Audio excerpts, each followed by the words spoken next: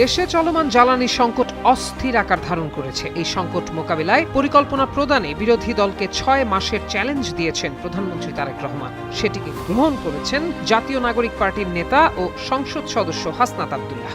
শনিবার রাতে নিজের ফেসবুক পোস্টে হাসনাত আব্দুল্লাহ এ বিষয়ে সবিস্তারে একটি বার্তা দেন।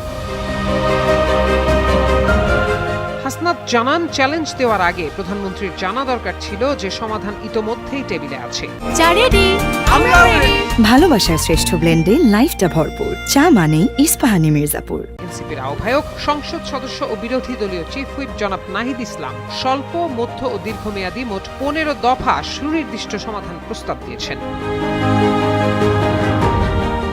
হাসনাতের ভাষ্য, এসব প্রস্তাবে সংকটের পেছনে কোন সিদ্ধান্তগুলো ভুল ছিল এবং কোথায় কি ধরনের পদক্ষেপ নেওয়া প্রয়োজন তা ধাপে ধাপে তুলে ধরা হয়েছে। ভর্তুকি নীতি, ফুয়েল প্ল্যান, কন্টিনজেন্সি প্ল্যান ও ডিজাস্টার রিকভারি প্ল্যান নিয়েও বিরোধী দলের পক্ষ থেকে সুনির্দিষ্ট প্রস্তাব দেওয়া হয়েছে।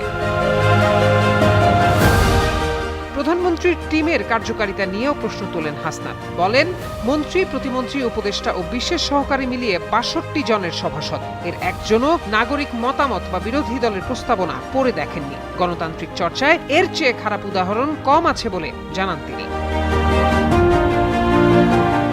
প্রশাসনে গত 6 মাসে ব্যাপক দলীয় পদায়নের কারণে সরকারি প্রতিষ্ঠানগুলোর অভিজ্ঞতা ও ধারাবাহিকতা নষ্ট হয়েছে বলে অভিযোগ হাসনাতের। তিনি বলেন, ভর্তুকি কাটা হয়েছে ঠিক সেখান থেকে যেখান থেকে বিদ্যুৎ আসে, আর ক্যাপাসিটি চার্জ অক্ষত রয়েছে। সচিবালয়ে যারা এসেছেন তারা নতুন, অনভিজ্ঞ এবং লবি গ্রুপের পরামর্শে চলছেন। তার দাবি, বিদ্যুৎ ও জ্বালানি সংকটের কারণে দেশের অনেক ভারী শিল্প বন্ধ হয়ে গেলেও অন্তর্বর্তীকালীন সরকারের অনুমোদিত মার্চেন্ট পাওয়ার পলিসি 2025 এখনো বাস্তবায়ন করা হচ্ছে না। এই নীতির আওতায় বেসরকারি বিদ্যুৎ উৎপাদনকারী প্রতিষ্ঠানগুলো সরাসরি বড় শিল্প প্রতিষ্ঠানের কাছে বিদ্যুৎ বিক্রি করতে পারবে। বিদ্যুতের দাম ক্রেতা ও বিক্রেতা নিজেদের মধ্যে নির্ধারণ করবে, আর অতিরিক্ত বিদ্যুৎ জাতীয় গ্রিডে সরবরাহ করা যাবে।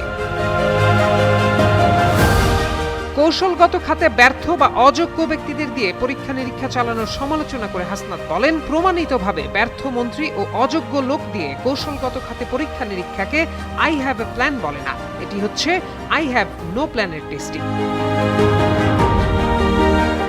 গণতান্ত্রিক ব্যবস্থায় সরকারের ভূমিকা নিয়েও মন্তব্য করেন হাসনাত। বলেন, একটি প্র্যাকটিসিং ডেমোক্রেসিতে প্রধানমন্ত্রী বিরোধী দলকে আলটিমেটাম কিংবা চ্যালেঞ্জ দেন না, বরং সরকারই তার কাজের জবাবদিহি করে।